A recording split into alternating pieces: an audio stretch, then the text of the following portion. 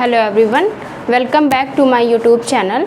और आज हम लोग डिस्कस करेंगे फिनोमेलॉजी के अपने नेक्स्ट थिंकर्स को। जैसे कि आप सभी लोग जानते हैं, हम लोग फिनोमेलॉजी के लेक्चर्स को कवर कर रहे हैं और उसमें जितने भी थिंकर्स थे उन सभी को ऑलमोस्ट कवर कर लिया है। उनके जितने भी इम्पोर्टेंट आइडियाज़ थे उन सभी को कवर किया।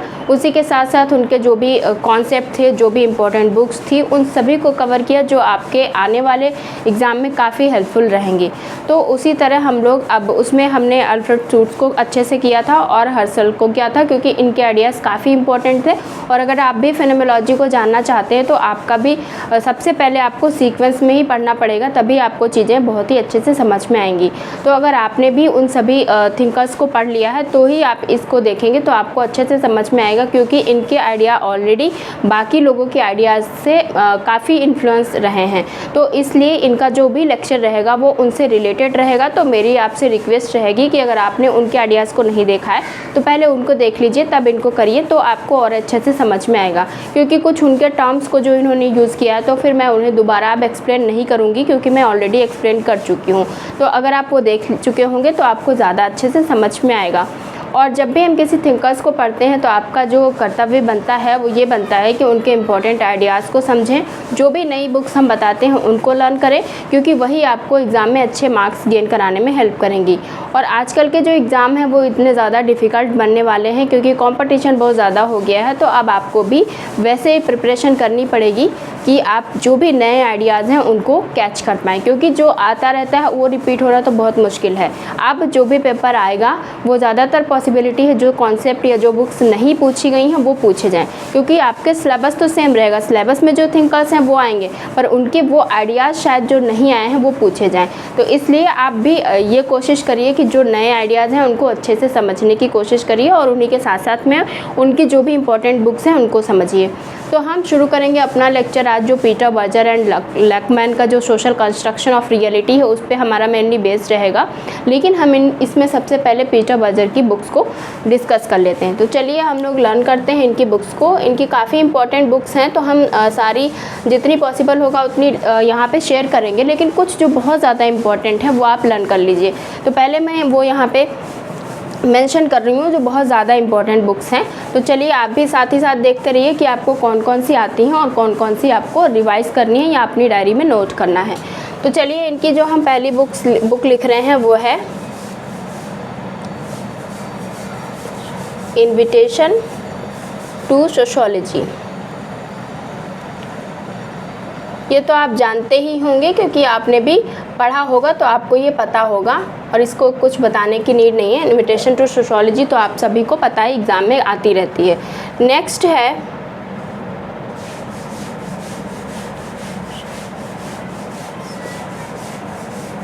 सोशल कंस्ट्रक्शन ऑफ रियलिटी, जिसका सब टाइटल है a treatise in the sociology of knowledge, जो कि पब्लिश हुई 1966 में। नेक्स्ट है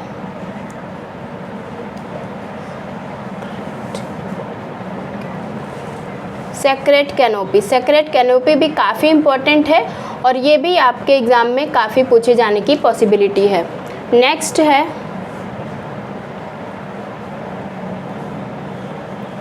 होमलेस माइंड, तो अक्सर ही पूछी जाती रहती है।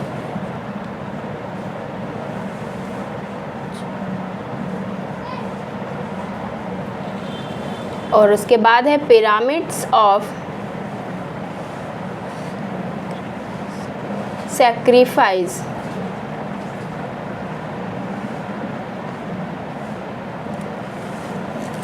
और इसी के साथ साथ इम्पोर्टेंट और इनकी बुक है facing up to the modernity.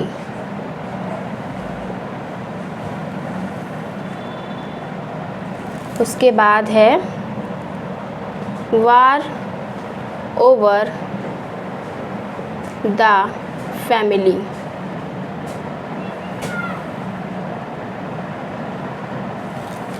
Next है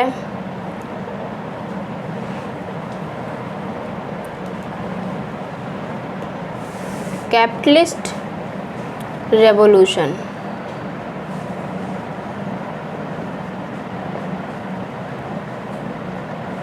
और इसी के साथ साथ एक और इम्पॉर्टेंट बुक है, वो है मूवमेंट एंड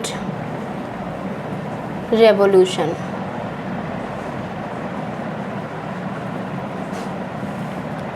और इम्पॉर्टेंट एक बुक है far from glory.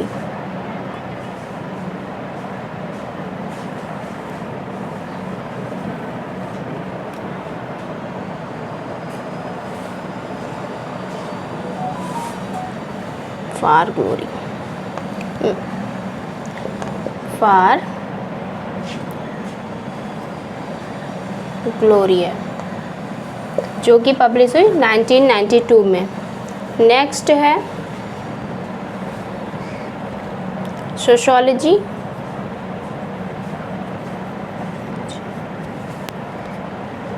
Uh biographical approach.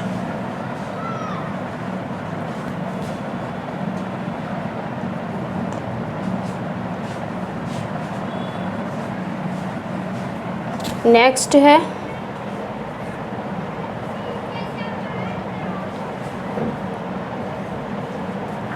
Sociology री इंटरप्रीटेड, जिसको उन्होंने केलनर के साथ लिखा है। 6, 7, 8, 9, 10, 11 एंड 12। तो ये कुछ मैंने आपके साथ 12 बुक्स डिस्कस की, जो कि बहुत ज़्यादा इम्पॉर्टेंट हैं और ये तो आपको लर्न ही होनी चाहिए। इसके अलावा भी उन्होंने बहुत सारी बुक्स लिखी हैं, तो हम वो आपको लिस्ट एक प्रोवाइड करा देंगे, इसलिए कि आपको एक बस पिक्चर बने, क्योंकि आप फिनोमेलॉजी पढ़ते हैं वो भी यही कहता है कि आपके दिमाग में एक तस्वीर बननी चाहिए, उसके आधार पे आपको रियलिटी का अध्ययन करना है। तो अब आपको रियलिटी का अध्ययन करना है तो इनकी बुक्स की रियलिटी जानना है, तो इनकी बुक्स की भी जो पिक्चर है वो अपने दिमाग में बनानी पड़ेगी। तो वो हम यहाँ पे प्रोवाइड करा दे रहे हैं, आप नोट डाउन कर लेना। अगर आपको नहीं आती है, जो नहीं आती है बस वही नोट करना, बाकी को नहीं नोट करना है, क्योंकि बहुत ज़्यादा बुक्स हैं। और आप एक बार देख लेंगे तो ये रहेगा कि आपको ये पता चल जाएगा कि हाँ इस थीम पे इन्होंने काम किया है या ऐसी कुछ मैंने बुक पढ़ी है, तो मैं वो नोट कर दे रही हूँ। और तब तक आप ये काम करिए कि इनको नोट कर लीजिए।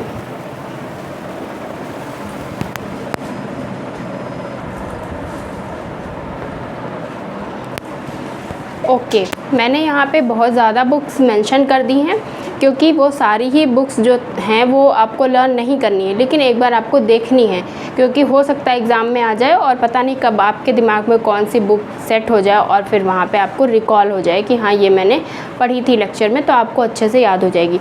तो सारी तो नहीं लर्न हो पाएंगी, किसी को नहीं लर्न करनी है, लेकिन हाँ आपको 10 to 15 बुक्स तो इनकी लर्न करनी है, क्योंकि वो कभी भी घुमा के पूछ सकता है। और जो मैंने स्टार्टिंग में बताई आपको ऑलमोस्ट 12 बुक्स, वो तो पूछता ही रहता है। उसमें कुछ बुक्स नई भी मैंने बताई हैं जो अभी तक नहीं आई हैं, तो चलिए हम लोग इनको रिवीजन कर लेते हैं, और जो आपको नहीं लगे आप उसको नोट ज़रूर कर लीजिएगा। तो पहली हमने यहाँ पे मेंशन की है इन्विटेशन टू सोशियोलॉजी, वो तो सभी को पता है और आती भी रही है, तो ये काफ़ी पुरानी बुक है। पब्लिकेशन पे ध्यान दे दीजिएगा, क्योंकि आजकल ईयर्स भी पूछ रहा है। तो ये वाली कब पब्लिश हुई? 1963 में। सोशल कंस्ट्रक्शन ऑफ रियलिटी जो बुक है वो काफ़ी फेमस है और इसी पे हमारा पूरा लेक्चर बेस्ड रहेगा।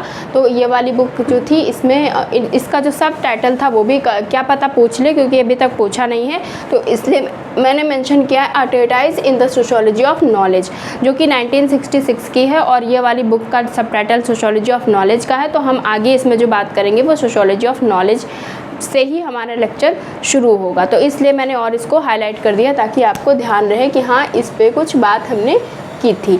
उसके बाद है सेक्रेड कैनोपी। तो सेक्रेड कैनोपी भी इनकी काफ़ी इंपॉर्टेंट बुक है, ये भी एग्ज़ाम में पूछी जाती है और आपको पता भी होना चाहिए कि क्या है इस पे इन्होंने क्या बात की, तो वो हम अपने लेक्चर में भी डिस्कस करेंगे। तो ये वाली हमारी बुक 1967 में आई है। और उसके बाद है होमलेस माइंड। होमलेस माइंड भी यूजीसी नेट वगैरह में पूछी जा चुकी है, पुरानी बुक है, पूछी जाती रही है। ये वाली हमारी कब पब्लिश हुई? 1973 को पब्लिश हुई। उसके बाद है हमारा पिरामिड्स ऑफ सैक्रिफाइस। तो पिरामिड्स ऑफ सैक्रिफाइस बुक भी इम्पॉर्टेंट है और ये 1974 में पब्लिश हुई है। उसके बाद है हमारा facing up to modernity. Facing up to modernity जो है वो वाली बुक भी काफ़ी इम्पॉर्टेंट है और ये भी एग्ज़ाम में पूछी जाने की पॉसिबिलिटी है। मॉडर्निटी पे इनकी काफ़ी बुक्स पूछी जा चुकी हैं और पूछे जाने की पॉसिबिलिटी है, नई नहीं है, तो हम लोग देखेंगे। अभी हमने जो यहाँ पे देखा वो फेसिंग अप टू मॉडर्निटी हमारी पहली बुक है, मॉडर्निटी पे 1977 है। उसके बाद हमारी है वार ओवर द फैमिली। तो फैमिली पे भी इन्होंने बुक लिखी है, उसमें वार की बात करते हैं, तो ये भी डिफरेंट बुक है, तो आप लर्न कर लेना कि एक इनकी बुक कुछ वार पे भी थी। उसके बाद रेवोल्यूशन पे 2 बुक मैंने एक ही पास मेंशन किया ताकि आप आसानी से लर्न कर पाएँ। एक कैपिटलिस्ट रेवोल्यूशन है और दूसरी है मूवमेंट एंड रेवोल्यूशन। तो ये वाली हमारी 86 में आई है और ये वाली 70 में आई है।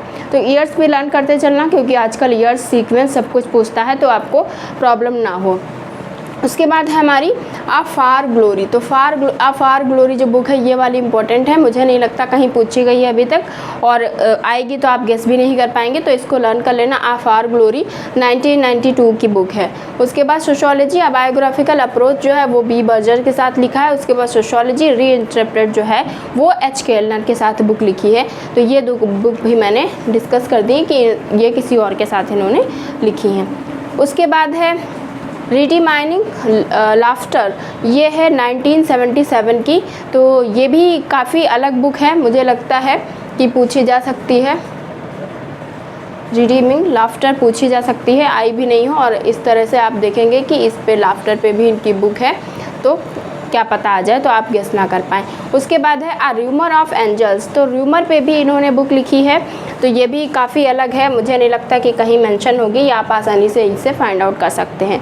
उसके बाद है हेरिटिकल इम्परेटिव। तो ये भी अलग बुक है, ये भी मैंने कहीं नहीं देखी, अभी तक कहीं भी नहीं पूछी गई है, तो बहुत ही रेयर है कि आप ये कहीं देख पाएँ या सुन पाएँ। जब आएगी तो ही आप सोचेंगे ये इनकी बुक थी, मुझे तो पता ही नहीं है।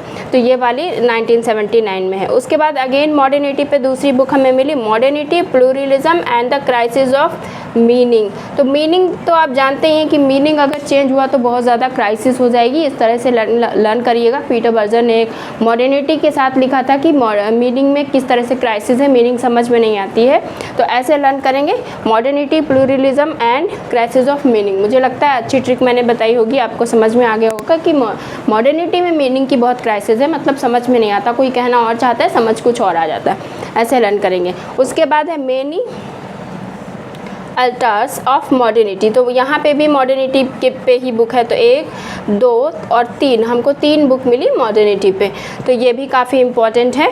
और उसके बाद है द प्रेस ऑफ डाउट।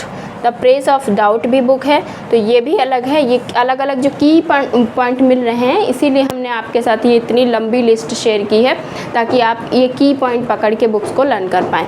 उसके बाद है the social reality of religion. तो सोशल रियलिटी पे तो सोशल कंस्ट्रक्शन ऑफ रियलिटी इनकी बुक ही है, तो आप इसको गेस कर लेंगे आसानी से अगर आप नहीं भी लर्न करेंगे। और दूसरा वो रिलीजन को की आलोचना करते हैं, उसको ज़्यादा नहीं मानते हैं, तो इससे भी आप कर सकते हैं। नेक्स्ट है हमारी मेनी ग्लोबलाइजेशन। ग्लोबलाइजेशन तो सुना होगा, लेकिन मेनी ग्लोबलाइजेशन शायद यूनिक लगे, तो इसीलिए हमने यहाँ पे मेंशन किया। ये वाली बुक किसकी है? पीटर बर्जर की। नेक्स्ट है रिलीजियस अमेरिका। तो रिलीजियस अमेरिका पे भी इन्होंने बुक लिखी है। एक तो रिलीजन की बात करते हैं, उसके बाद रिलीजियस अमेरिका, सेकुलर यूरोप की बात की है।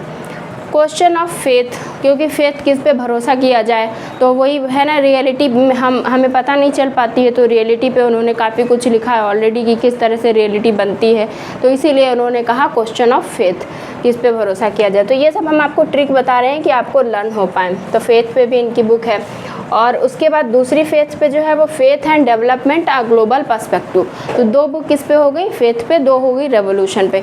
तो अगर आ जाए तो आपको ध्यान रखना है questions of faith and development a global perspective, 2 books miss हो गई। उसके बाद है the noise of solemn assemblies, तो एक ये भी आपको अलग कीवर्ड मिला, असेंबलीज़ पे भी है। The human shape of work, the human shape of work, तो ये वाली एकदम ही अलग है book, human shape of work. तो ये भी देख लेना आप कि किस तरह से ह्यूमन काम करते हैं, इस तरह से करके कुछ ट्रिक बनाएंगे तो लर्न हो जाएगी। 1964 में पब्लिश हुई है। द प्रीकारियस विजन, तो प्रीकारियस विजन ये भी एक अलग ही बुक है, ये भी आएगी तो बिल्कुल ही कोई गेस नहीं कर पाएगा, इनकी होगी। उसके बाद है एस्पायरिंग टू फ्रीडम, फ्रीडम पे भी इन्होंने बात करी, एस्पायरिंग टू फ्रीडम इनकी बुक है। और लास्ट हमारी जो है दो, वो 27 नंबर बुक है, adventures of an accidental sociologist, तो एक्सीडेंटल सोशोलॉजिस्ट पे इन्होंने बुक लिखी है, adventures of an accidental sociologist. Protocol of a damnation, तो प्रोटोकॉल ऑफ अ डेमिनेशन पे भी इन्होंने बुक लिखी है। तो बहुत ही अलग अलग थीम्स हैं, हालांकि मुश्किल काम है कि सारी थीम्स आपको लर्न हो पाएँ और सारी बुक्स लर्न हो पाएँ। तो मैं ये कहती भी नहीं हूँ कि आप सारी लर्न करिए, सारी लर्न भी नहीं करना है, बस मैंने आपके साथ डिस्कस किया कि क्या पता कोई बुक आ जाए, कोई कीवर्ड दिमाग में रह जाए कि फेथ पे बुक है, असेंबली पे बुक है, मॉडर्निटी पे 3 बुक हैं, और जो र्यूमर्स पे भी इन्होंने बात की है। उसके अलावा इन्होंने एक वार ओवर द फैमिली पे भी बात की, सेक्रेट कैनोपी पे बात की, होमलेस माइंड की बात की, और इसी के साथ इन्होंने 2 रेवोल्यूशन पे भी, कैपिटलिस्ट रेवोल्यूशन, मूवमेंट रेवोल्यूशन की बात की है। फार ग्लोरी भी इनकी बुक है। तो बहुत सारी अलग अलग इनके डिफरेंट बुक हैं जो कि मुझे लगता है गेस कर पाना बहुत मुश्किल होगा, तो इसलिए मैंने शेयर किया आपके साथ इनकी 28 बुक्स तो लर्न नहीं करनी है, लेकिन अब इनके हाफ तो 15 बुक्स लर्न ही कर लेना आप। तो ये आपका है होमवर्क, आप 15 बुक्स को लर्न करिए और बाकी के कीवर्ड्स को देखिए। और हम लोग शुरू करते हैं अब इनका लेक्चर। जो लेक्चर हमारा बेस्ड रहेगा वो सोशल कंस्ट्रक्शन ऑफ रियलिटी पे बेस्ड रहेगा। तो चलिए हम लोग शुरू करते हैं। What is the means of social construction of reality, आप इसे नोट कर लीजिए।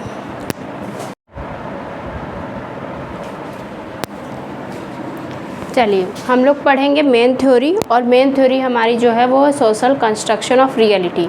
तो क्योंकि फिनोमेनोलॉजिस्ट जितने भी थे वो ये कहते थे कि जो रियलिटी है वो कैसे बनी, उसका निर्माण कैसे हुआ, या कोई भी जो संस्था बनी उसके पीछे क्या कॉजेज़ रहे, वो कैसे बने, उन सभी चीज़ों को जानो।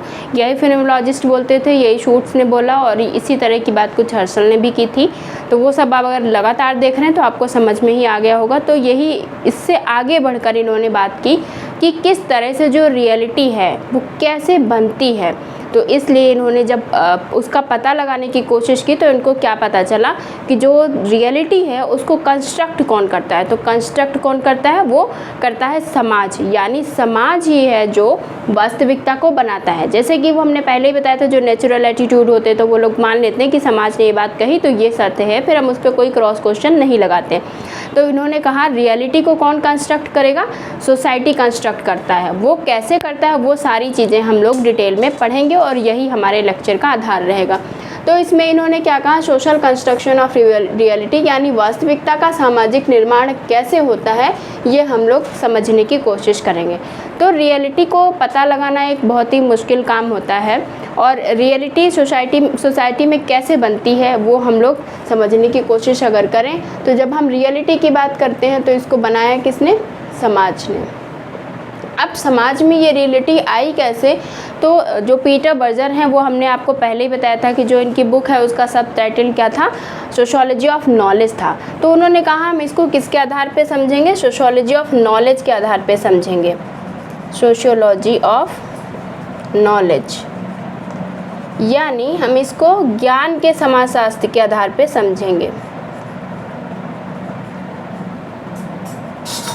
और इन्होंने कहा जो पीटर बर्जर हैं उनके अनुसार ज्ञान क्या है, मतलब ये वास्तविकता जो है उसको हम कैसे समझते हैं, ज्ञान के आधार पे समझते हैं। तो इन्होंने कहा ज्ञान क्या है, तो जो ज्ञान है उसको ये कहते हैं ये तो कॉमन सेंस है।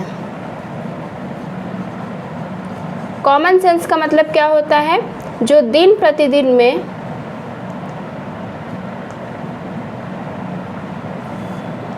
प्रतिदिन के व्यवहार में जो भी व्यक्ति गतिविधि करता है वो सब क्या होता है, कॉमन सेंस होता है। जो भी कोई भी व्यक्ति काम करता है तो वो कॉमन सेंस लगा के करता है, ऐसे तो करता नहीं है, तो वो सब उसका क्या होता है, कॉमन सेंस होता है। तो उन्होंने कहा इस रियलिटी को, सोसाइटी की रियलिटी को हम ज्ञान के आधार पे समझने की कोशिश करेंगे।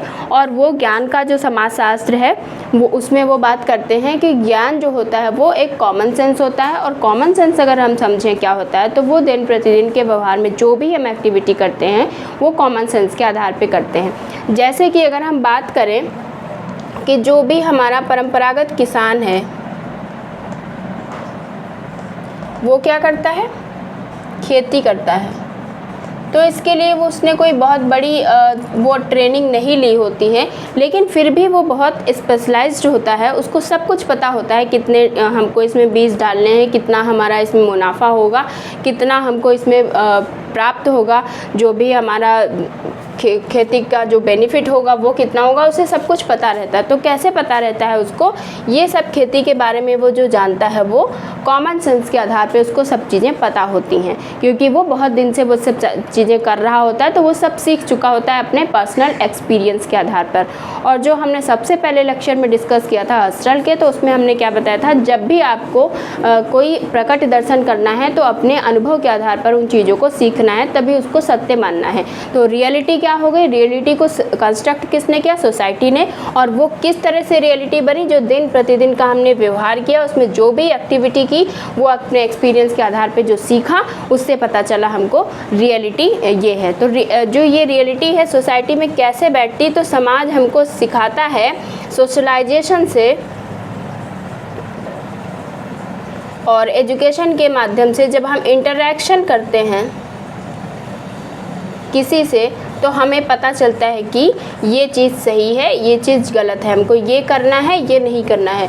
ये कौन बताता है, ये सोसाइटी हमको बताती है कि इस चीज़ को बनाए रखो, ये वास्तविकता है, ये रियलिटी है, इसको बनाए रखो, मेंटेन करो और पीढ़ी दर पीढ़ी हस्तांतरित करते रहो। तो इस तरह से जो एक बार वास्तविकता कंस्ट्रक्ट हो चुकी होती है वो आगे क्या होती है, बढ़ती रहती है, बढ़ती रहती है, और इस तरह से वो सस्टेन होती रहती है। तो क्या होता है, सोसाइटी में उसको सच मान लिया जाता है, वो रियलिटी हो जाती है और वो एक्सेप्टेड हो जाती है बिल्कुल लीगली। तो इस तरह से क्या होता है, समाज हमको बताता है कि जो भी समाज में उसने पहले से जो बना होता है उसको वो क्या करता है, बनाए रखने का काम करता है और हमको सिखाता है कि किस तरह से हम इसको आगे बढ़ाए रखें। जैसे फॉर एग्जाम्पल किसी भी व्यक्ति का हिंदू फैमिली में जन्म हुआ या मुस्लिम फैमिली में जन्म हुआ, तो वो क्या करता है, वहाँ के तौर तरीके सीखेगा, वहाँ के नियम कानून सीखेगा, और वो उसके अलग अलग जो डिफरेंट उसके तौर तरीके होंगे वो कैसे करेगा, टिपिफिकेशन के आधार पे वो सीखता है, और टिपिफिकेशन के आधार पे उनको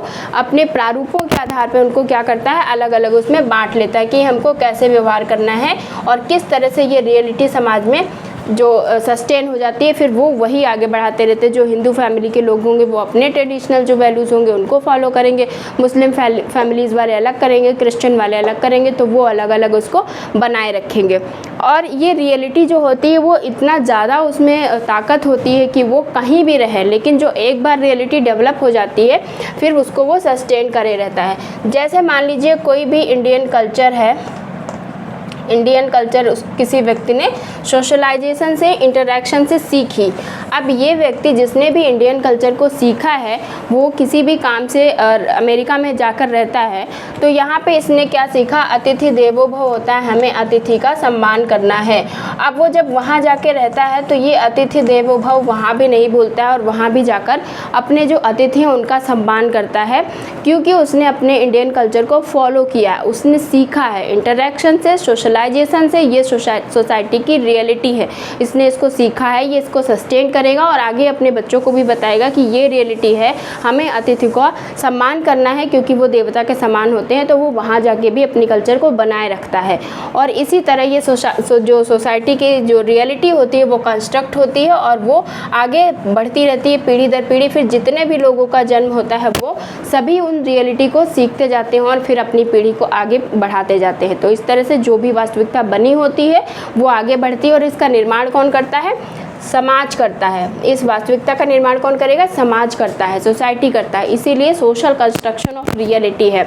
तो इसमें इन्होंने ये कहा कि ये तो बात हो गई कि हम अपनी जो भी हम सीखते हैं उसको आगे बढ़ाए रखते हैं, और इसमें ये भी है कि जैसे अपना अलग अलग सबकी भूमिकाएं होती हैं और टाइम और प्लेस के अनुसार ये क्या होती है, रियलिटी बदलती रहती है। जैसे अलग अलग होती है सोचने का तरीका, क्योंकि वो अपने ज्ञान के आधार पे विभेदीकरण कर देते हैं, उसको बांट देते हैं। जैसे मैं इसको दूसरे एग्जांपल के साथ समझूं, बताऊं आपको, तो मान लीजिए जैसे किसी पेट एनिमल को किसी ने डॉग को वो किया, मतलब अपने घर में रखा है उसको, और उसकी खूब सेवा करते हैं, खूब पैसे उस पर खर्च करते हैं, और जो भी उसके लिए अलग से फूड लाते हैं, टहलाने ले जाते हैं। तो जिसके पास बहुत ज़्यादा पैसा है वो ये सब कुछ करता है, तो ये उसके लिए उसकी रियलिटी हो गई कि हमें पेट एनिमल रखने चाहिए। लेकिन यही रियलिटी जब कोई गाँव का व्यक्ति देखता है जिसके पास खाने को भी नहीं है, तो वो सोचता है कि ये तो सिर्फ पैसा वेस्ट करना है और ये इससे कोई भी बेनिफिट नहीं है, हमें ऐसा नहीं करना चाहिए, इतना तो हम गरीबों को खिला दे तो बेनिफिट हो जाएगा। तो ये उसकी रियलिटी हो गई। तो जो जहाँ जैसे टाइम और स्थान के अनुसार जो रियलिटी जो कंस्ट्रक्ट हो जाती है, फिर वो रियलिटी बनी रहती है, वो वहीं की जो सोच होती है वो उसी के अनुसार चलती रहती है, उसको कोई फिर बदलता नहीं है। तो इसलिए टाइम और स्पेस का इसमें बहुत इंपॉर्टेंट रोल रहता है, और उसी से हम क्या करते हैं, उसको आगे सस्टेन करते रहते हैं। इसी तरह जैसे कोई किसी माँ का रोल है, मदरहुड का रोल है, तो उसको बता दिया जाता है कि जो माँ है वो बच्चों का पालन पोषण अच्छे से करेगी, तो वो समाज ने बना दिया है कि माँ ही अच्छे से कर पाएगी। तो वो क्या हो गया, पहले से इस्टेब्लिश हो गया है कि माँ का काम ही है बच्चे की देखभाल करना। तो ये जो पीटर बर्जर थे, इन्होंने कहा जो रियलिटी होती है, इससे पहले तो शूट सब्जेक्टिव रियलिटी की बात कर रहे थे कि हर व्यक्ति की अलग अलग जो रियलिटी, जो पर्सपेक्टिव होगा, चेतना के आधार पर हम जिसको समझेंगे वही हमारी रियलिटी होगी।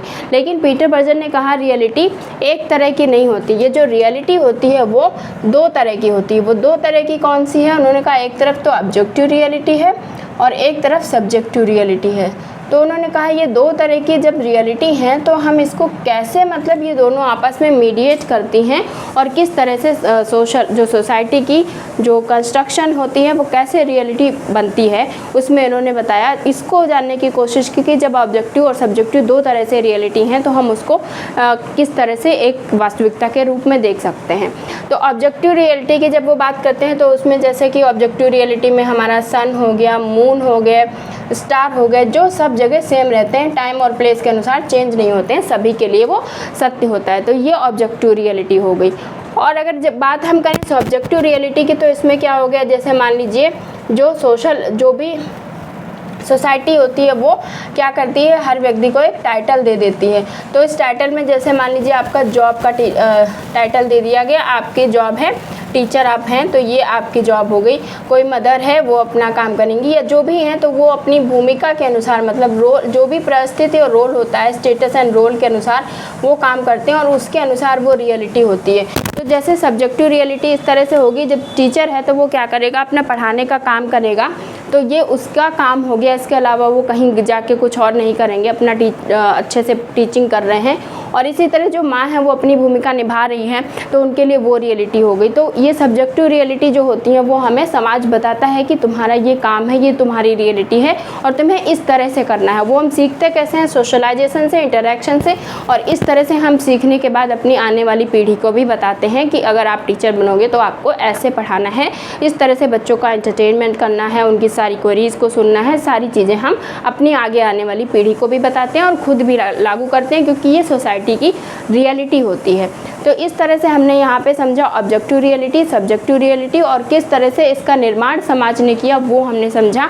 अभी हम इसको किस तरह से इंस्टीट्यूशनलाइजेशन करते हैं, किस तरह से हम इसको, ये कैसे जो रियलिटी बनती है उसको हम किस तरह से संस्थाकरण करके करते हैं, जो ये हमारा पूरा समाज इसको मानता है। तो वो संस्थाकरण के माध्यम से मानता है, क्योंकि जब किसी भी चीज़ का संस्थाकरण हो जाता है तो वो वैध रूप ग्रहण कर लेता है। अब पीटर बर्जर ने ये बताया कि किस तरह से जो रियलिटी है उसका वैध रूप बनता है, किस तरह से समाज ये अलग अलग जो भी रियलिटीज़ हैं उनको कैसे सच मान लेता है, कैसे वो लेजिटिमेट रियलिटी हो जाती है। उसके लिए उन्होंने कुछ प्रोसेस बताई जो काफ़ी इंपॉर्टेंट है, शायद आपको ना पता हो, तो वो हम लोग डिस्कस करेंगे। उसके माध्यम से क्या होता है, जो रियलिटी होती है, सोशल जो निर्माण किया जाता है उसको वैध रूप हम कैसे देते हैं, इस संस्थाकरण के माध्यम से। और संस्थाकरण कैसे होता है उसके भी कुछ प्रोसेस हैं, तो वो हम लोग डिस्कस करेंगे, वो काफ़ी इंपॉर्टेंट रहेगा। तो आप इसे नोट कर लीजिए, फिर हम लोग वो डिस्कस कर लेते हैं।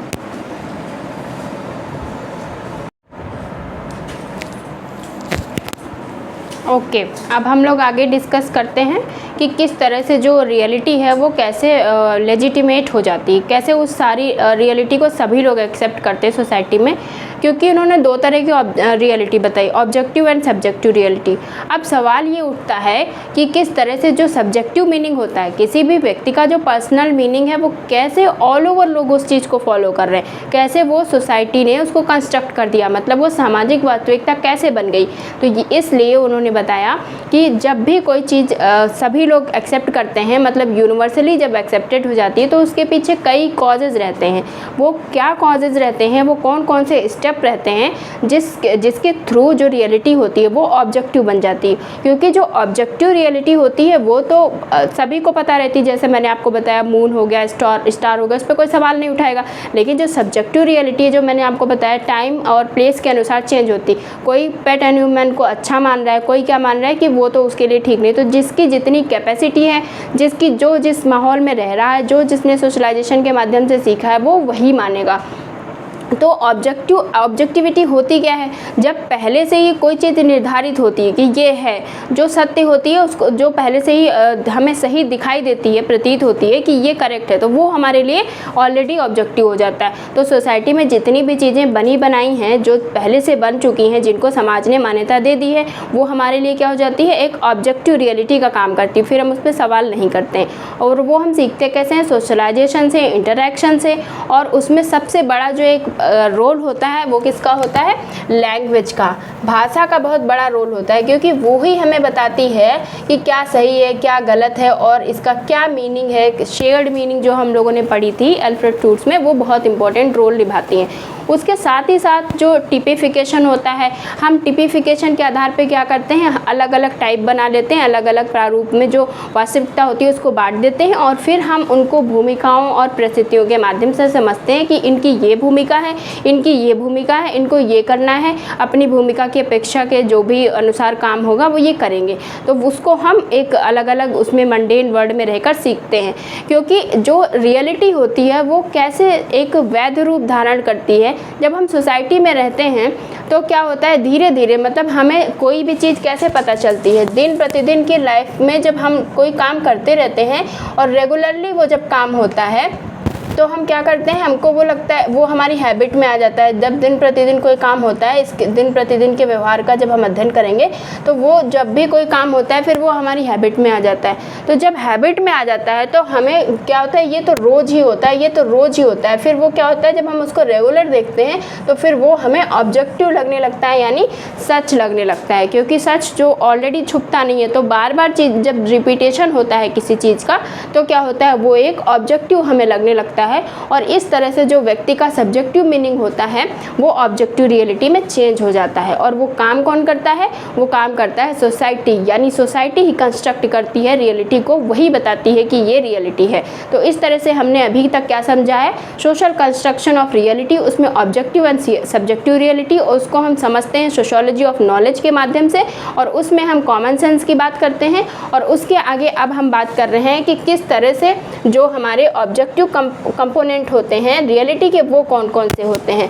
तो पीटर बर्जर ने ऑब्जेक्टिव कंपोनेंट और सब्जेक्टिव कंपोनेंट दोनों ही बताए हैं। तो उन दोनों ही चीज़ों को हम डिस्कस करेंगे और उसी के आधार पे उनका जो मेन जो थ्योरी बनता है कि किस तरह से क्या कंपोनेंट होते हैं और ऑब्जेक्टिव रियलिटी के, वो हम डिस्कस करेंगे। तो हम लोग देख लेते हैं, इसमें इन्होंने 4 कंपोनेंट बताए हैं। तो पहले नंबर पे आता है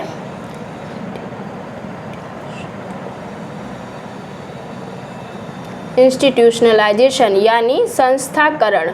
तो ये जो संस्थाकरण होता है ये ऑब्जेक्टिव रियलिटी में बहुत महत्वपूर्ण भूमिका निभाता है, क्योंकि आप जानते हो जो संस्थाएं बनती हैं वो जब संस्था होती है उसमें क्या होता है, समूह कल्याण निहित होता है। अब उसमें क्या होता है, जब समूह कल्याण निहित है तो सभी लोग उसको मानते हैं, फॉलो करते हैं, और जो पहले से बात कही जा चुकी होती है उसको आगे बढ़ाते भी हैं, क्योंकि हमारी संस्था में ये है तो हम उसको फॉलो करते रहते हैं। संस्थाओं का बहुत बड़ा रोल होता है किसी भी रियलिटी को वैध रूप देने में। तो संस्थाकरण कैसे होता है वो हम जानते हैं। तो इसमें पीटर बर्जर ने कहा जो भी संस्थाकरण होता है वो एक दिन में सडन नहीं हो जाता है। वो कैसे होता है, वो धीरे धीरे होता है, और ये धीरे धीरे इसमें क्या होता है, छोटे छोटे सेगमेंट बनते हैं, और उसके बाद फिर क्या होता है, छोटी छोटी लेयर्स बनती हैं, यानी परतें बनती हैं, और उसमें क्या होता है, छोटे छोटे टुकड़ों में ये पहले रियलिटी आती है, उसके बाद धीरे धीरे बनेगा।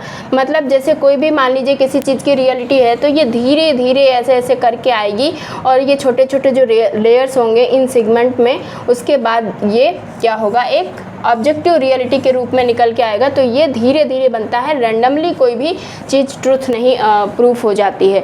तो ये छोटे छोटे टुकड़ों में होता है, उसमें कई लेयर्स होती हैं, ये नहीं कि बस एक ही है। कई लेयर्स के बाद जब वो बनता है तो क्या होता है, फिर वो एक वैध रूप उसको मिल जाता है, और फिर ये हो जाता है हमारा जो लेजिटिमेट हो जाता है। और जब कोई चीज़ लेजिटिमेट हो जाती है तो उसको हमें मानना पड़ता है। जब हम वेबर को आपको पढ़ा रहे थे तो हमने उसमें बताया था लेजिटिमेट पावर जो होती है उसको हमें मजबूरन पालन करना पड़ता है, क्योंकि उसमें हमारी नहीं चलती। तो उसमें जो ये लैंग्वेज है उसको इन्होंने बताया कि ये बाह्य होती है, क्योंकि बाहरी रूप से जब कोई चीज़ आती है, जब हमें बाहर से दिखाई देता है कि ये है, और उसको हमें मानना होता है, क्योंकि हम खुद तो बनाते नहीं हैं, मतलब पहले किसी ने बनाया होगा, लेकिन जब हम आते हैं तो हमें वो क्या होता है, पहले से बनी बनाई मिलती है, तो वो बाह्य होती है। इस चीज़ को पीटर बर्जर ने दुर्खीमियन पर्सपेक्टिव से लिया है। कहीं पूछ ले तो उसको उन्होंने वहाँ से लिया कि जो भाषा होती है वो बाह्य होती है, वो हमें बताती है कि ये है ये, और ये है ये, और इसका मीनिंग है ये, इसका मीनिंग है ये। सारी चीज़ें कौन बताता है, लैंग्वेज के माध्यम से हम सीखते हैं, और उसमें स्टेटस एंड रोल के अकॉर्डिंग जो भी रियलिटी होती है वो डिस्ट्रीब्यूट होती है। जिसको शूट्स ने स्टॉक ऑफ नॉलेज कहा है, वही उसी को ये बताते हैं कि उसी के आधार पे हम क्या करते हैं, टिपिफिकेशन करके सभी की जो वो हमारा जो ज्ञान होता है उसको हम डिवाइड करके रखते हैं, और फिर हम रियलिटी को फील करते हैं कि ये रियलिटी है। और वो हमें बताता कौन है, सोसाइटी बताती है कि ये रियलिटी है। तो ये धीरे धीरे बनेगी, तो उसमें सेगमेंट होंगे, उसके बाद वो बाद में जाके पूर्ण होगी। जैसे सबसे पहले हमने क्या देखा, कोई आइडिया आया, किसी का एक विचार आया कि ऐसा होना चाहिए, ये हो सकता है, तो कोई एक सबसे पहले विचार लाता है, उसके बाद फिर क्या होता है, वो बन जाता है, आदत में आ जाता है व्यक्ति की, क्योंकि बार बार आप सोचते रहते हो तो वो आपकी हैबिट में आ जाता है। फिर क्या होता है, फिर वो बन जाती है जनरीति की, फोकवेज बन जाती है। उसके बाद वो बन जाती है प्रथा, धीरे धीरे कि वो होती रही, उसमें थोड़ा सा और आगे बढ़ के फिर वो बन गई प्रथा, और उसके बाद वो बन गई रूढ़ी। तो ये जब रूढ़ी बन गई तो यहाँ पे क्या हो गया, आपका समूह कल्याण इसमें निहित हो गया, और इस तरह से ये संस्था का रूप धारण कर लेती है। तो ये इतनी छोटी छोटी लेयर्स थी, ये सेगमेंट थे, और इससे फिर आके यहाँ संस्थाकरण हो गया। तो इसमें दो चीज़ों का बहुत बड़ा रोल होता है इंस्टीट्यूशनलाइजेशन में। किसका,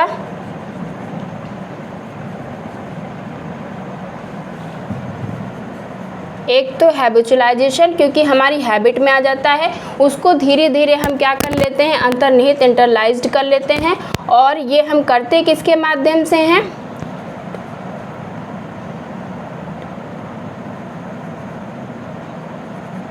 इंटरैक्शन के माध्यम से प्लस सोशलाइजेशन के माध्यम से हमें ये चीज़ें सिखाई जाती हैं कि ऐसा करना है, ऐसा नहीं करना है। फॉर एग्ज़ाम्पल, जो भी विवाह में सोसाइटी जो हमारी संस्था बनी, वो हमें कैसे पता चला, सोसाइटी के माध्यम से पता चला कि विवाह की क्या रियलिटी है, विवाह कैसे सोशल कंट्रोल करता है, और इसके क्या क्या नियम कानून होते हैं, और विवाह में जो भी संतान होती है वो वैध होती है। ये सारी चीज़ें हमें समाज ने बताई, और इस तरह से विवाह रूपी संस्था का रूप सभी ने एक्सेप्ट कर लिया, और सभी के लिए ये रियलिटी बन गई, ऑब्जेक्टिव रियलिटी बन गई। इसी तरह हम अगर बात करें डोमेस्टिक वायलेंस की,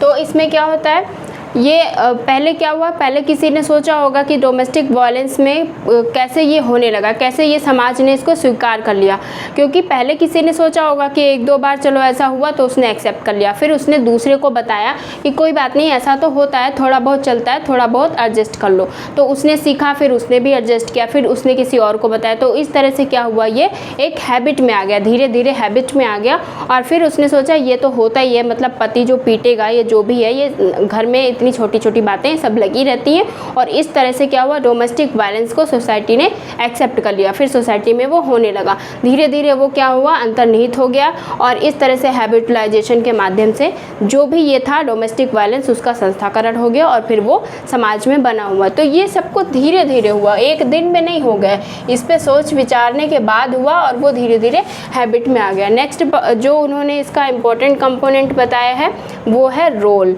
तो रोल में वो कहते हैं कि भूमिका भी होती है हर चीज़ की, क्योंकि इसमें आपसे अपेक्षा की जाती है कि आपको ऐसा काम करना है। जैसे आपको रोल दिया गया है, आप टीचर हैं, तो आपसे अपेक्षा की जाती है कि आप अपने स्टूडेंट के साथ अच्छा बिहेवियर करेंगे।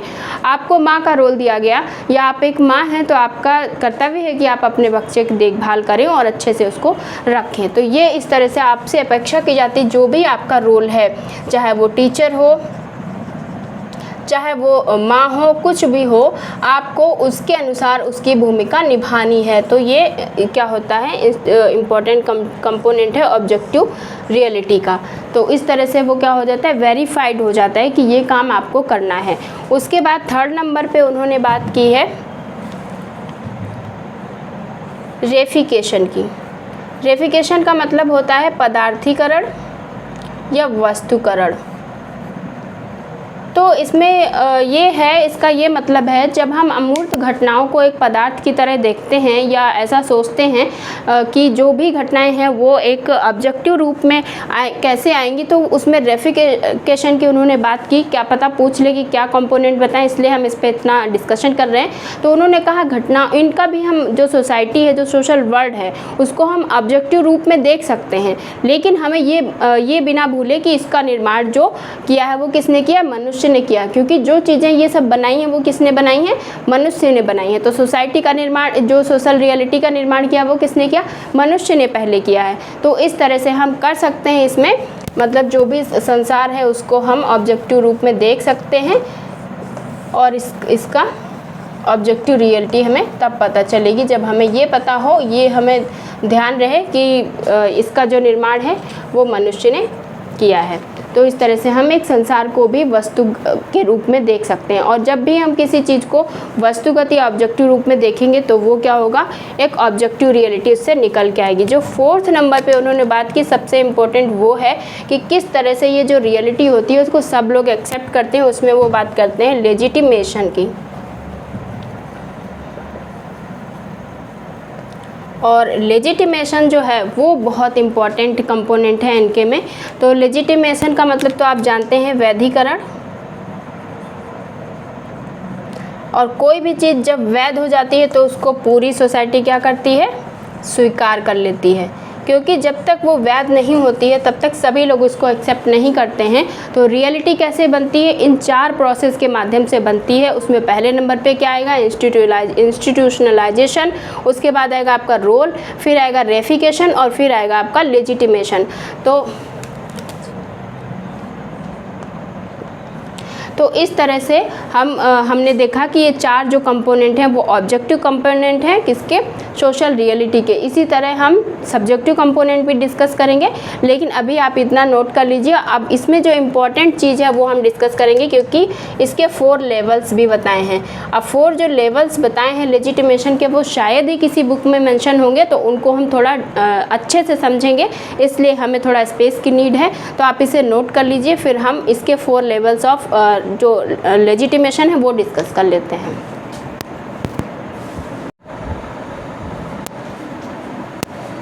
ओके, अब हम लोग पढ़ेंगे कि जो लेजिटिमेशन था वो किस तरह से उसको कैसे हम लोग लेजिटिमाइज़ करते हैं, उसके उन्होंने 4 लेवल्स बताएं। और ये शायद ही किसी बुक्स में आपको मिलेंगे या फिर लेक्चर में मिलेंगे, तो ये आपके लिए काफ़ी इंपॉर्टेंट रहने वाला है, क्योंकि इससे पहले किसी भी एग्ज़ाम में नहीं पूछा गया है।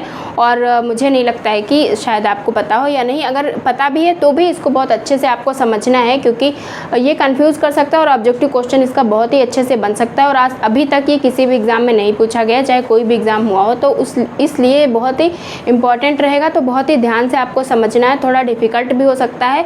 और ये 4 लेवल्स हैं किसी भी चीज़ को वैधता प्राप्त करने के। और इस तरह से यहाँ पे ये बताना चाहते हैं how society justify their institutional order. जो भी उसको इंस्टीट्यूशनल ऑर्डर जो हम लोग पहले डिस्कस कर रहे थे, जिसमें 4 चीज़ें उन्होंने बताई थी, उसको कैसे सोसाइटी जस्टिफाई करती है, तब जाके वो वैध बनती है। क्योंकि कोई भी चीज़ जब लेजिटिमाइज हो जाती है तो वो बाहर आ जाती है और फिर उसको सभी लोग एक्सेप्ट कर लेते हैं। तो इसमें भी उन्होंने 4 चीज़ों की बात की है, जो कि आप ये सिंपल टू कॉम्प्लेक्स रहने वाला है। मतलब पहला वाला जो लेवल होगा वो बहुत ही सिंपल रहेगा और लास्ट वाला उतना ही कॉम्प्लेक्स रहेगा। तो इसीलिए मैंने इसको सेपरेट समझाने की कोशिश की, क्योंकि ये काफ़ी इंपॉर्टेंट है। इसमें ऑप्शनल भी बन सकता है और ये उसके साथ भी पूछ सकता है। तो ये जो हमारे लेवल्स रहेंगे वो कैसे रहेंगे, सिंपल टू कॉम्प्लेक्स रहेंगे। और इसमें जो उन्होंने पहला लेवल बताया है वो है इंसिपिएंट लेजिटिमेशन।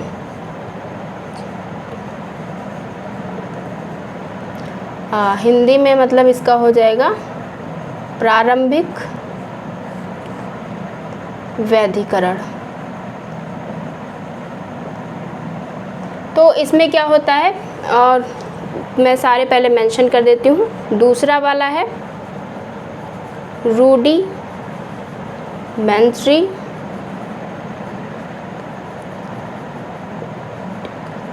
थ्योरेटिकल प्रोपोजिशन, यानी अल्पविकसित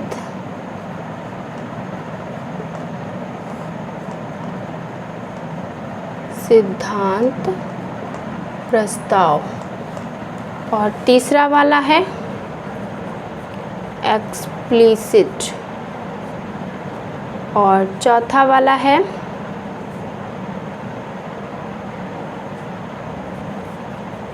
सिंबॉलिक यूनिवर्स।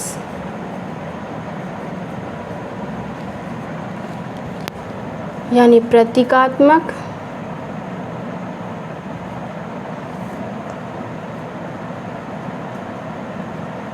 ब्रह्मांड। और इस एक्सप्लिसिट थ्योरीज मतलब स्पष्ट या मुखर सिद्धांत। तो ये जो 4 कंपोनेंट मैंने लिखे, ये 4 लेवल्स हैं किसके, लेजिटिमेशन के। तो मेरे लिए लगता है कि ये आपके लिए काफ़ी इम्पोर्टेंट रहेगा और इसको आपको अच्छे से समझना है, शायद कहीं मेंशन हो या ना हो।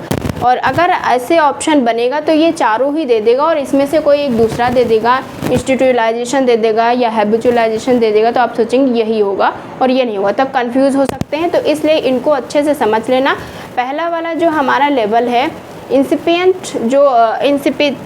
लेजिटिमेशन है, प्रारंभिक वैधीकरण, उसमें क्या होता है, सिर्फ घटनाओं में एक जो भी हमें बताए जाते हैं उसमें एक वैध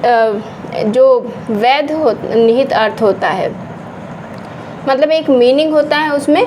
तो हमें वो बताया जाता है कि उसमें भाषा के आधार पे हमको पता चल जाता है कि क्या मतलब है उसका। तो इसमें एक मीनिंग होता है, जैसे कि हाँ बताया जाता है आपको, बहुत अच्छा शिक्षक। तो ये क्या हो गया, बहुत अच्छा शिक्षक जो बता रहा है वो डिफाइन कर रहा है कि उसकी क्वालिटी क्या क्या होंगी। एक इसमें वैध निहित अर्थ है और वो मीनिंग आपको क्लियर कर रहा है कि हाँ वो क्या है इसका मीनिंग। बहुत अच्छा हस्बैंड हो सकता है, बहुत अच्छी वाइफ हो सकती है, बहुत अच्छी माँ हो सकती है या बहुत अच्छा टीचर हो सकता है। तो इस तरह से ये क्या करता है, ये प्रारंभिक स्टेज होता है लेजिटिमेशन का, जो हमें बताता है कि ये चीज़ क्या है, वहाँ से हमें क्लियर हो जाती है। उसके बाद जो हमारा सेकंड नंबर पे आता है रूडिमेंट्री थ्योरेटिकल प्रपोजिशन, वो अल्प विकसित सिद्धांत प्रस्ताव होता है। तो उसमें क्या होता है, जैसे कि पहले से जो चीज़ें होती हैं तो उसमें वो उसको और बता देता है कि हाँ ये ठीक है। जैसे कि मैं यहाँ पे मेंशन कर दूँ, हाँ ये ठीक है। तो ये क्या कर रहा है, क्लियर कर रहा है कि ये ठीक है, आगे ले जा सकते हैं, इसको पीढ़ी दर पीढ़ी हस्तांतरित कर सकते हैं। जैसे फॉर एग्जांपल हम बात करें यहाँ पे जो प्रथा होती है या कहावतें होती हैं तो उनको क्या होता है, हम लोग आगे सस्टेन करते हैं पीढ़ी दर पीढ़ी। वो कैसे करते हैं, क्योंकि वो हमें सिखाया जाता है कि ये सही है और इसको हम फॉलो करें। तो हमें अपनी प्रथाओं के बारे में कैसे पता चलता, कहावतों के बारे में कैसे पता चलता, वो हमें बताया जाता है, हमें सिखाया जाता है। तो पीढ़ी दर पीढ़ी हम उसको सीखते हैं और फिर उस तरह से वो क्या होता है, वो चीज़ हमें पता चल जाती है कि हाँ ये ठीक है, फिर हम उसको आगे बढ़ाने लगते हैं। तो ये लेजिटिमेशन का थोड़ा उसके और आगे बढ़ के स्टेप हो जाता है। सेकंड नंबर पे चीज़ें और क्लियर होने लगती हैं, उसको हम फॉलो करने लगते हैं। उसके बाद जब आते हैं एक्सप्लिसिट थ्योरीज में, यानी स्पष्ट या मुखर सिद्धांत, तो यहाँ पे चीज़ें थोड़ा और कॉम्प्लेक्स होती हैं और ये थोड़ा सिस्टमैटिक एक्सप्लेनेशन हो जाता है किसी भी चीज़ का।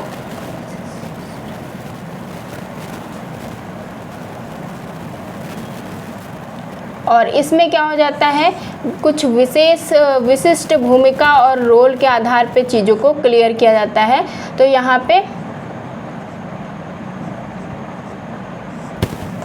विशिष्ट भूमिकाओं के आधार पे इनको क्या किया जाता है, आपको स्पष्ट चीज़ें क्लियर होने लगती हैं कि हाँ ये बिल्कुल ठीक है, और वो चीज़ें धीरे धीरे फिर क्या हो जाती हैं, स्थापित होने लगती हैं, यानी उनको माना जाने लगता है। और इस तरह से चीज़ें समाज में आके थोड़ा और इस्टेब्लिश हो जाती हैं, क्योंकि ये थोड़ा सिस्टमेटिक किसी भी चीज़ का जो भी सोशल फेनोमेना होता है उसका एक व्यवस्थित वर्गीकरण होता है, व्यवस्थित उसका जो व्याख्या की जाती है उसमें थोड़ा सा उसको क्लियर कर दिया जाता है, इसीलिए इसका नाम है स्पष्ट या मुखर सिद्धांत। तो ये इसमें क्या एग्जाम्पल हो सकता है, जैसे कि आपको बता दिया गया कि जो पुरुष है वो क्या है, शक्तिशाली है, और जो महिला है वो कमज़ोर है। ऐसा पहले बता दिया गया, वो है कि नहीं है इससे मतलब नहीं है, लेकिन इसको स्थापित कर दिया गया, इसको विशिष्ट कुछ भूमिकाओं के आधार पर डिवाइड कर दिया गया। महिला की ये भूमिका है, पुरुष की ये भूमिका है, तो ये कमज़ोर हैं, वो शक्तिशाली हैं। अब जो भी कहावतें पहले से आ रही थी उसको और उन्होंने एक एक्सप्लेनेशन के साथ उसको क्या किया, क्लियर कर दिया। अब उस पर कोई भी क्वेश्चन नहीं उठाएगा, सभी लोगों ने मानना शुरू कर दिया कि पुरुष शक्तिशाली होता है, उसके काम ऐसे हैं, महिला कमज़ोर होती है क्योंकि वो घर ही की काम करती है और घर ही में रहती है, ये कॉजेज़ हैं, एक्सप्लेन कर दिया गया। तो ये क्या हो गया, यहाँ पे चीज़ें आके और क्लियर हो गई। लास्ट वाला जो है हमारा सिंबॉलिक यूनिवर्स, यानी प्रतीकात्मक ब्रह्मांड। तो इसमें क्या होता है, इसमें जो होता है, जो भी कोई भी चीज़ें सही है या गलत है, उसमें किसी भी चीज़ को मानने का समग्र दृष्टिकोण होता है, मतलब उसको मान लिया जाता है। और वो चीज़ें, ये सबसे कॉम्प्लेक्स होता है, क्योंकि मैंने बताया था सिंपल टू कॉम्प्लेक्स आएगा, तो ये लास्ट वाला सबसे कॉम्प्लेक्स होता है। इसमें बहुत सारी चीज़ें होती हैं और इसमें किसी भी एक जो भी घटना के पीछे जो भी दृष्टिकोण होता है उसको सभी लोग मान लेते हैं। समग्र दृष्टिकोण जो भी होता है वो क्लियर हो जाता है कि हाँ क्या सही है क्या गलत है, उसको लोग मान लेते हैं। और ये इसमें एक वर्ड यूज़ किया गया है जो है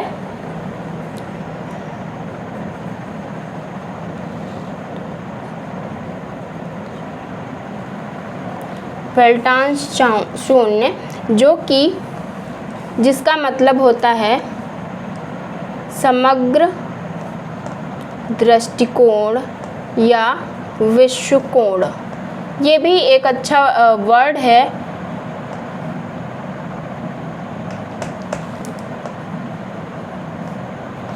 तो इसमें आपको क्या होगा, ये जो एक वर्ड, ये वर्ड है जो ये जर्मन वर्ड है, और इसमें वेल्ट का मतलब होता है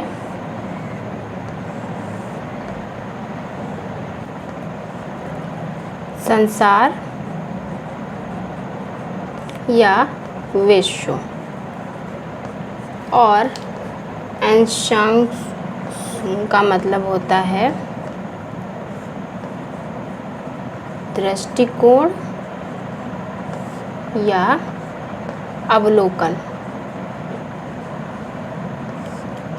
तो मतलब ये किसी भी व्यक्ति के देखने के नज़रिए से संबंधित है। ये किसी भी व्यक्ति का ना केवल दार्शनिक दृष्टिकोण होता है बल्कि ये क्या होता है, समग्र दृष्टिकोण होता है। तो किसी भी घटना को आप कैसे देखते हैं वो होता है हमारा वेल्टानशोंग। और इसमें जैसे एग्जाम्पल हम मान सकते हैं, मान लीजिए एक व्यक्ति को दुनिया का देखने का तरीका है कि वो देखता है कि ये भौतिकवादी है, और दूसरे व्यक्ति का दुनिया देखने का तरीका है कि दुनिया आध्यात्मिक है। इसी तरह मान लीजिए एक व्यक्ति के अनुसार ये जो वर्ल्ड है वो कैसा है, न्याय संगत है, और दूसरे व्यक्ति के अनुसार इस दुनिया में संघर्ष ही संघर्ष है और कुछ भी नहीं है। तो ये किसी भी व्यक्ति को देखने का नज़रिया है, उसका समग्र दृष्टिकोण है कि वो किसी भी वर्ल्ड को किस तरह से देख रहा है। तो इसमें इन्होंने जो बताया है वो ये बताया कि जो वेल्टानशोंग है वो इसको जैसे धर्म को वो कैनोपी की बात करते ही हैं। इसमें कहा धर्म एक कैनोपी की तरह होता है, एक टाइप होता है, और इसमें क्या होता है, जो धर्म होता है वो किसी भी उसके अंदर जितने भी लोग आते हैं अपने, ये एक पंडाल की तरह होता है, उसमें उसको अपनी छत्र छाया के नीचे समा लेता है। मतलब इसको फॉलो करने वाले जितने लोग होंगे वो सभी लोग इससे क्या होंगे, प्रेरित होंगे, इसकी आइडियोलॉजी को मानेंगे। तो ये क्या करता है, अपनी छत्र छाया के नीचे समा लेता है, और ये समग्र दृष्टि, इसके अंदर जितने भी लोग आएंगे उन लोगों का समग्र दृष्टिकोण एक जैसा होगा, तो वो सभी उस चीज़ को मानने लगते हैं। और फिर क्या होता है, इस तरह से ये किसी भी चीज़ का वैधीकरण कर देता है, क्योंकि जब सभी लोग उस किसी भी चीज़ को मानने लगते हैं तो वो चीज़ लेजिटिमाइज हो जाती है, और जब वो लेजिटिमाइज हो जाती है तो वो क्या हो जाती है, हमारे बाहर हो जाती है, यानी एक्सटर्नल हो जाती है। तो इस तरह से सबसे पहले क्या होता है, एक्सटर्नलाइजेशन होता है। उसके बाद क्या होता है, ऑब्जेक्टिविटी की बात करी उन्होंने, कैसे ऑब्जेक्टिफिकेशन होता है, और उसके बाद फिर कैसे इंटरनलाइजेशन होता है उसकी बात करते हैं। तो वो हम अभी नेक्स्ट डिस्कस करेंगे। अभी हमने यहाँ पे ये देखा कि किस तरह से चीज़ों का वैधीकरण या लेजिटिमेशन होता है। जब चीज़ें लेजिटिमाइज हो जाती हैं तो वो व्यक्ति के फिर बाहर हो जाती हैं।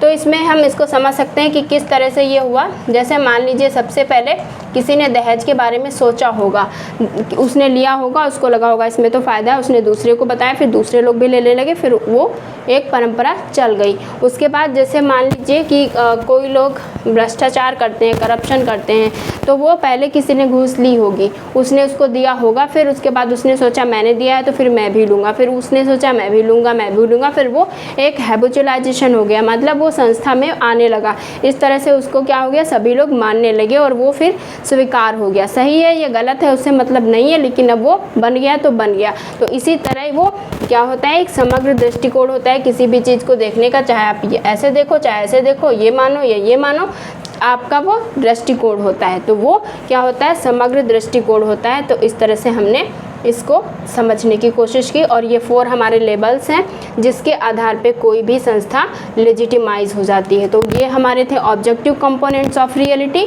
और अभी हम सब्जेक्टिव कंपोनेंट ऑफ रियलिटी भी डिस्कस करेंगे। लेकिन उसके पहले अब हमने एक्सटर्नलाइजेशन की बात की, तो जो उन्होंने मेन 3 कंपोनेंट बताए हैं जिसके आधार पर वो बताते हैं किस तरह से जो सोशल जो कंस्ट्रक्शन होता है रियलिटी का, वो हम लोग डिस्कस करेंगे। तो चलिए ये नोट कर लीजिए, काफ़ी इंपॉर्टेंट है।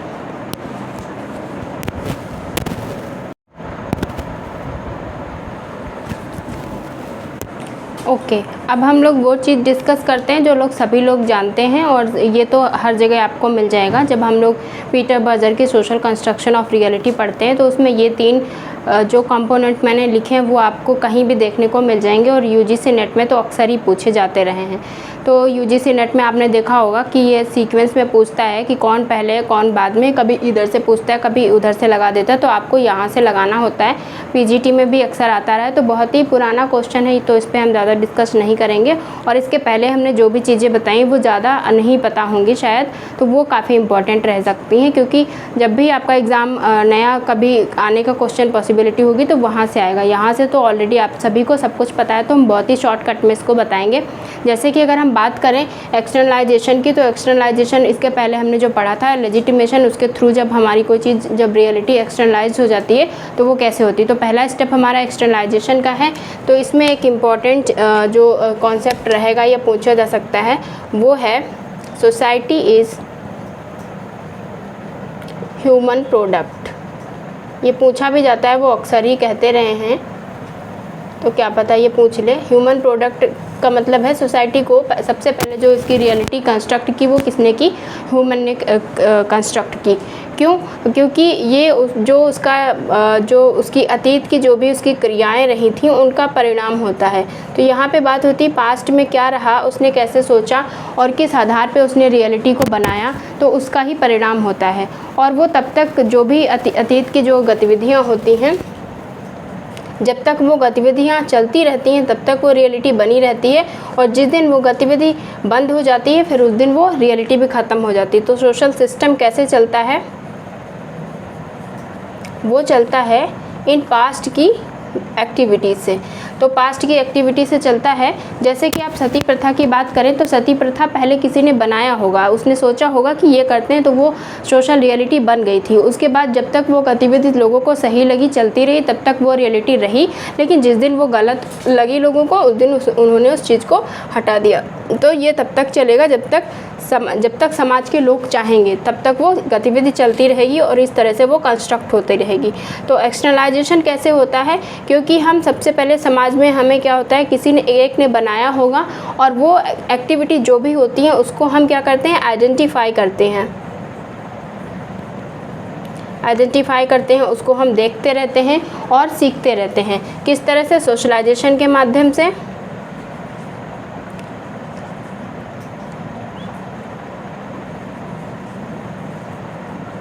एंड एजुकेशन से। तो इस तरह से हमारा क्या होता है, जो सबसे पहले जैसे कि हमने किसी से न्यू फ्रेंडशिप की या कोई नया व्यवसाय शुरू किया, तो हमने इसको पहले बनाया, यानी हमने इसको कंस्ट्रक्ट किया। उसके बाद हम इसको बनाए रखते हैं। पुरानी दोस्ती ये हमारी जब पुरानी हो जाती है और हम नया भी करते रहते हैं, तो ये सबसे पहली बार कोई करता है, यानी सबसे पहली बार शुरू होता है। तो कंस्ट्रक्ट किसने किया? सबसे पहली बार किसी ने बनाया। फिर वो जब चीज़ें लगातार चलती रहती हैं तो वो एक ऑब्जेक्टिफाई के रूप में आ जाती हैं सामने। जैसे कि हम बात करें कास्ट सिस्टम की, तो सबसे पहले किसी ने कास्ट सिस्टम बनाया। किसी ने सोचा कि हम सभी जो भी पीपल हैं उनको कुछ वर्गों में बांट देते हैं और उसके बाद देखते हैं क्या होता है। तो उसने इसको बनाया, किसी एक पर्सन ने पहले सोचा, उसके बाद उसको आगे ट्रांसफ़र किया। तो सबसे पहले ये यहाँ बना, तो इसको कंस्ट्रक्ट किया गया। तो ये क्या हो गया? एक्सटर्नल हो गया। तो इसलिए यहाँ पे बोला गया society is a human product. मतलब किसने बनाया? ह्यूमन ने बनाया सोसाइटी को। सबसे पहले तो ये हो गया, और ये क्योंकि पहले से बना हुआ है तो इसको हमने आइडेंटिफाई करके सीखा, तो ये हमारे बाहर हो गया। तो ये स्टेप पूछता है कि सबसे पहले कौन सा स्टेप आएगा, तो सबसे पहले आएगा बाह्यकरण का। उसके बाद सेकंड नंबर पे क्या है? ऑब्जेक्टिफिकेशन। ऑब्जेक्टिफिकेशन का क्या मतलब है? Society is objective reality. जब चीज़ें बार बार होती रहती हैं या बार बार हम उनसे इंटरेक्ट करते रहते हैं, या जो भी डे टू डे लाइफ में एक्टिविटीज़ होती रहती हैं, तो वो हमें क्या होता है? सही प्रतीत होती है। मतलब वो लगता है कि यही सच है। कभी कभी होता है ना कि सच कुछ और होता है जो छुपा रहता है, लेकिन जब वो हमें बार बार चीज़ें ऐसे दिखाई जाती हैं कि नहीं ऐसा नहीं है, नहीं ऐसा नहीं है, भले ही वो हो, तो वो क्या होता है? एक वास्तविकता के रूप में बन जाता है कि शायद नहीं होगा, किसी को गलतफहमी हो गई, तो ऐसा हो जाता है कि वो नहीं होता है। तो इस तरह से जब दिन प्रतिदिन की क्रियाओं में वो चीज़ें बार बार आती रहती हैं, बार बार हम उन चीज़ों को देखते रहते हैं, तो क्या हो जाता है? वो हैबिचुअलाइजेशन हो जाता है। और इस तरह से जो भी रियलिटी कंस्ट्रक्ट की गई होती है उसको हम मानने लगते हैं, सही मानने लगते हैं कि वही ठीक है।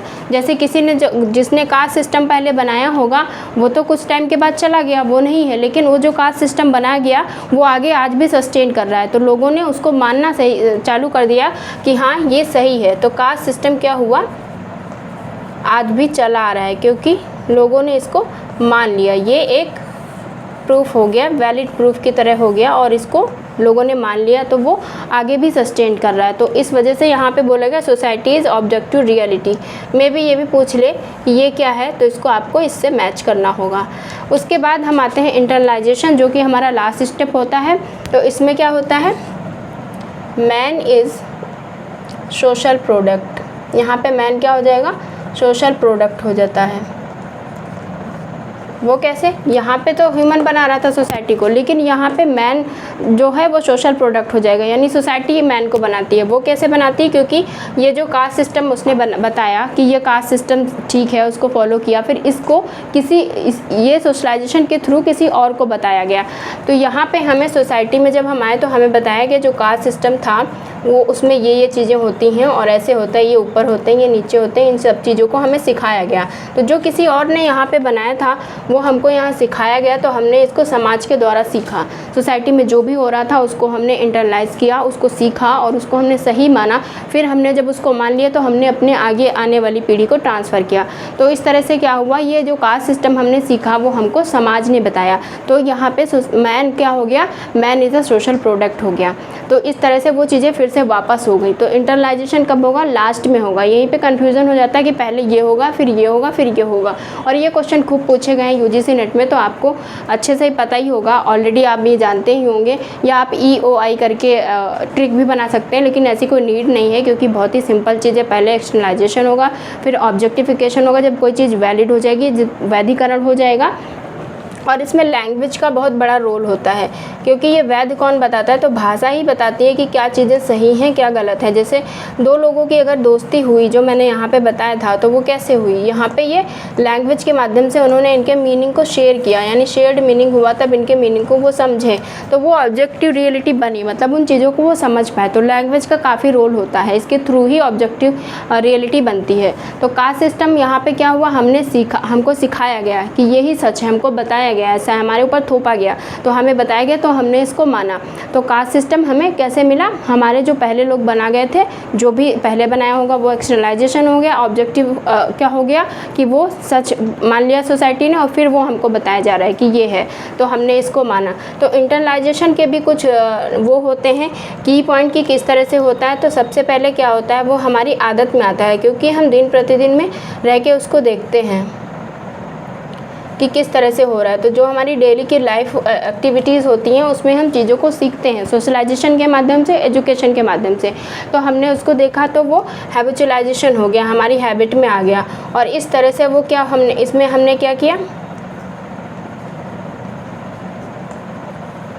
रेसिप्रोसिटी ऑफ मीनिंग या पर्सपेक्टिव का कॉन्सेप्ट लगाया, जो हम ऑलरेडी पढ़ चुके थे। तो उसके माध्यम से हमने सीखा, मतलब हमारी जो भी भावनाएं थी, हमने समान अनुभव को आदान प्रदान किया, उसके माध्यम से हमने सीखा और फिर हमने दूसरे को सिखाया। तो ये क्या हो गया, ये हमारे डेली रूटीन में आ गया। और उसके बाद हमने इसको, ये क्या हो गया, फिर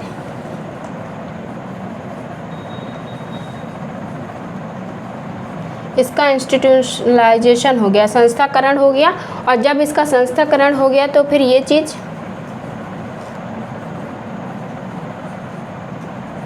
लेजिटिमाइज़ हो गई। अब जब वो लेजिटिमाइज़ हो गई है तो हमने इसको बिना सोचे समझे इंटरनलाइज्ड कर लिया, यानी आंतरिकरण कर लिया, या आंतरिकरण हो गया इसका। तो इंटरनलाइजेशन जो है सबसे लास्ट स्टेप होता है, और ये आपने बहुत जगह पढ़ा होगा। नॉर्मली आपको कहीं पे भी मिल जाएगा, अगर आप पेज ऑफ बर्थ डालेंगे तो बहुत ही आसानी से आ जाएगा। ये सभी को पता भी होगा, इसलिए हम इस पर ज़्यादा डिस्कशन नहीं करते हैं।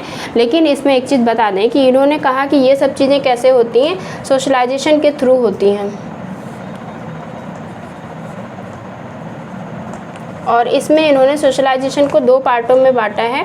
प्राइमरी एंड सेकेंडरी, जैसे कि पार्सन्स बात करते हैं वैसे ही ये भी सोशलाइजेशन में बात करते हैं। तो प्राइमरी में जो अर्ली स्टेज में वो अपने मित्रों से सीखता है और उसके बाद सेकेंडरी जो एजुकेशन के माध्यम से सीखता है, उन सभी चीज़ों को मिलाकर जो सोसाइटी की रियलिटी होती है उसको वो समझने की कोशिश करता है। और इस तरह से सोशल कंस्ट्रक्शन ऑफ रियलिटी होता है, मतलब जो वास्तविकता है उसका सामाजिक निर्माण इस तरह से होता है जिसमें आपने इतने सारे स्टेजेस देखे हैं जो हम ऑलरेडी पहले डिस्कस कर चुके हैं। तो ये हमारा काफ़ी इम्पोर्टेंट पार्ट था। उसके बाद एक छोटा सा शॉर्ट है, जैसे हमने ऑब्जेक्टिव कंपोनेंट ऑफ रियलिटी पढ़े थे वैसे ही सब्जेक्टिव कंपोनेंट है 4, वो बहुत ही शॉर्ट है, बहुत ही सिंपल है, एक एक लाइन में उसको डिस्कस करके ही अपना लेक्चर फिनिश करते हैं। तो आप इसे नोट कर लीजिए।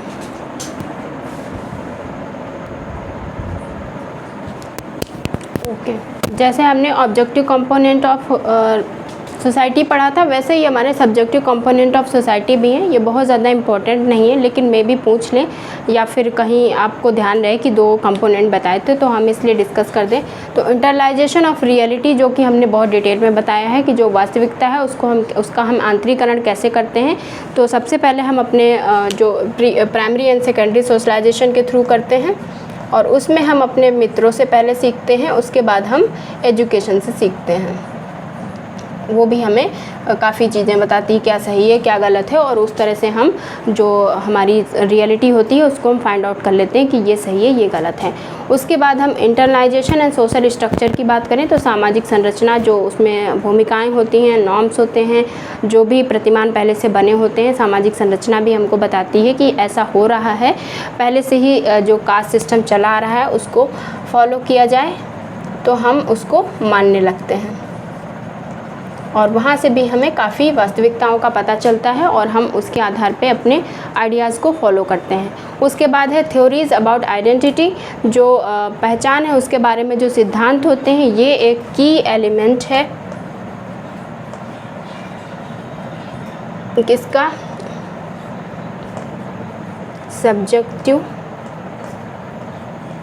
रियलिटी का, क्योंकि यहीं से हमको पता चलता है कि क्या सच है। जो हमारे सिद्धांत बना दिए जाते हैं किसी भी आइडेंटिटी के बारे में, जैसे मैंने बताया डोमेस्टिक वायलेंस के बारे में, ये बना दिया गया कि ये सच है, वो है कि नहीं है, जो भी है वो हमें बता दिया गया है, तो उसको हम मानने लगते हैं कि ऐसा है। जैसे कास्ट सिस्टम है चला आ रहा है तो ये बना दिया गया है, इसकी पहचान के बारे में थ्योरीज़ बना दी गई कि ऐसा हुआ है और वो आपको भी अपनी पीढ़ी में ट्रांसफ़र करना है। तो इस तरह से ये भी काफ़ी रोल दिखाता है सब्जेक्टिव एलिमेंट में।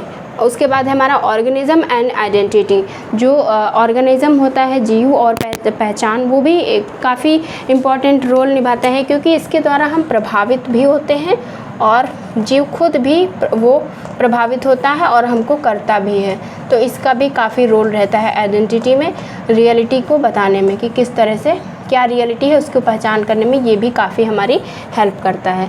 तो ये काफ़ी सिंपल था, इतना इम्पोर्टेंट भी नहीं है, लेकिन हमने डिस्कस कर दिया। ये हमारे थे सब्जेक्टिव कंपोनेंट ऑफ सोसाइटी, किस तरह से ये हमारी हेल्प करते हैं रियलिटी में, रियलिटी को क्रिएट करने में, और कैसे हमारी जो सोसाइटी है वो कंस्ट्रक्ट करती है रियलिटी को, वो हम इसके माध्यम से समझ सकते हैं। क्योंकि हम जो भी वास्तविकता होता है उसका आंतरिकरण कर लेते हैं और उसमें आंतरिकरण के साथ साथ सामाजिक संरचना का भी बहुत रोल रहता है।